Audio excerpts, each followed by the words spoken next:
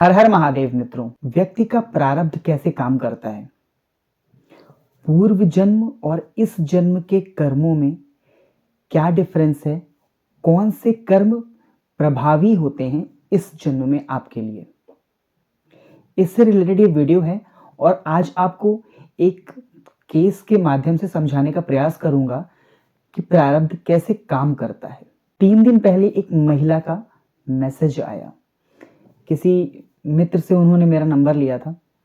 उसके बाद उनसे बातचीत हुई और बातचीत के दौरान कुछ समस्याएं उन्होंने अपनी मुझे लिखकर भेजी। तो वो समस्याएं उनकी लाइफ में क्यों हैं और उनका निदान कैसे होगा, ये उनके पूर्व जन्म से जुड़ा हुआ है। तो चलिए पहले उनके मैसेजेस पढ़ के आपको सुना देता हूँ, फिर उनकी समस्याएं बता देता हूँ और उसके बाद आपको बताता हूँ कि उनका एक्सपीरियंस मेरे साथ कैसा रहा। लेकिन उससे पहले वीडियो को लाइक कर लीजिएगा, चैनल को सब्सक्राइब करना मत भूलिएगा और अगर आप चाहें तो आप इसको शेयर भी कर सकते हैं, क्योंकि अगर आपको ऐसा लगता है कि ये वीडियो किसी के लिए यूजफुल हो सकता है तो आप उसको शेयर कर सकते हैं। मेरी 45 ईयर्स है, लगता है ये एज लिखना भूल गई थी। मैंने शादी नहीं की क्योंकि अगर मैं शादी कर लेती तो मेरे माँ और पापा का ख्याल रखने वाला कोई भी नहीं था। और भी लोग हैं घर में माँ पापा के साथ जिनका ध्यान मुझे ही रखना पड़ता है।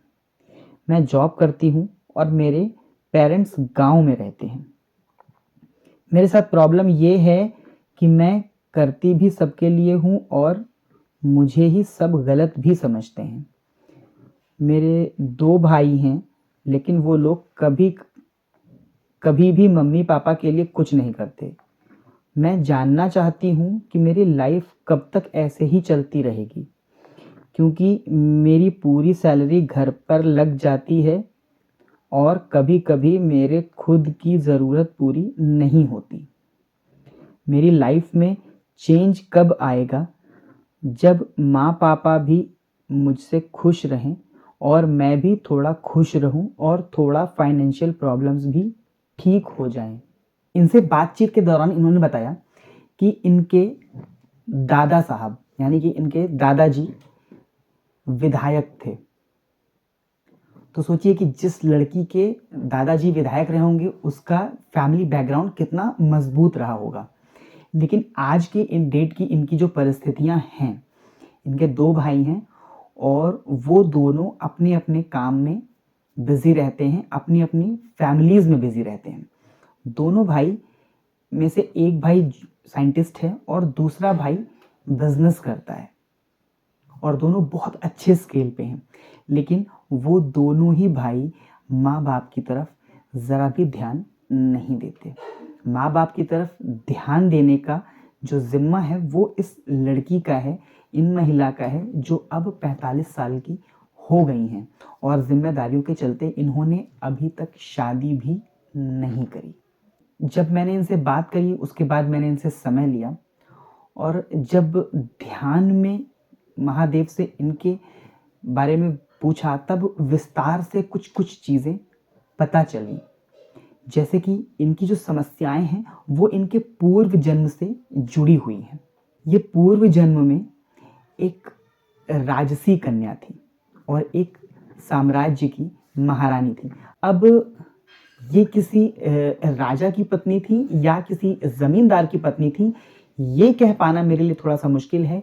लेकिन जो दिखा वो ये कि ये किसी राज परिवार की वधू हैं। पूर्व जन्म में एक राज परिवार की वधू और इस जन्म में बहुत ही कष्टों में जीवन का यापन कर रही एक लड़की, ये संभव है क्या? जी हाँ, इनके जो कर्म हैं वो पूर्व जन्म में भी अच्छे ही थे, फिर भी इनके इस जीवन में कष्ट क्यों? इनके पूर्व जन्म में भी ये धार्मिक थी, दान पुण्य सब कुछ इन्होंने करा और इस जन्म में इनका प्रारब्ध खराब क्यों हुआ? जरूरी नहीं है कि आप पूर्व जन्म में खराब काम करके आए वो आपको इस जन्म में भोगने पड़े। बहुत बार ऐसा होता है कि आप स्वयं के लिए कष्ट मांगते हैं, तब जाकर के आपको ऊपर वाला कष्ट देता है, लेकिन वो कष्ट आशीर्वाद स्वरूप होता है। इन्होंने अपने पूर्व जन्म में मरते समय ईश्वर से ये इच्छा व्यक्त की थी कि जिन भी लोगों ने इनकी बहुत अधिक सेवा की है, जो भी इनके दास हैं 2 3 4, उनकी ये सेवा करना चाहती हैं, क्योंकि उन लोगों ने इनकी बहुत अधिक सेवा करी, बिना किसी स्वार्थ के करी, और ये उनका ऋण चुकाना चाहती थी। और ऋण तो आसानी से चुकाया नहीं जाता। जब आपने ऋण लिया है तो उस ऋण को चुकाने के लिए हमेशा लोगों को कष्ट उठाना पड़ा है, क्योंकि ऋण बिना कष्ट के नहीं चुकाया जा सकता। तो इस जन्म में वो लोग इनकी सेवाएं ले रहे हैं। तो मित्रों, आवश्यक ये नहीं है कि आपके जीवन में जो कष्ट है वो आपके पूर्व जन्म के गलत कर्मों के आधार पर हो। बहुत बार ऐसा भी होता है कि जो आपने मांगा होता है पूर्व जन्म में, महादेव आपको वो देते हैं। तो उम्मीद करता हूँ कि प्रारब्ध के विषय में ये जानकारी आपको पसंद आई होगी। जो भी लोग कंसल्ट करना चाहते हैं, डिस्क्रिप्शन बॉक्स में आपको नंबर मिल जाएगा। कंसल्टेशन के लिए आप मुझे मैसेज कर सकते हैं।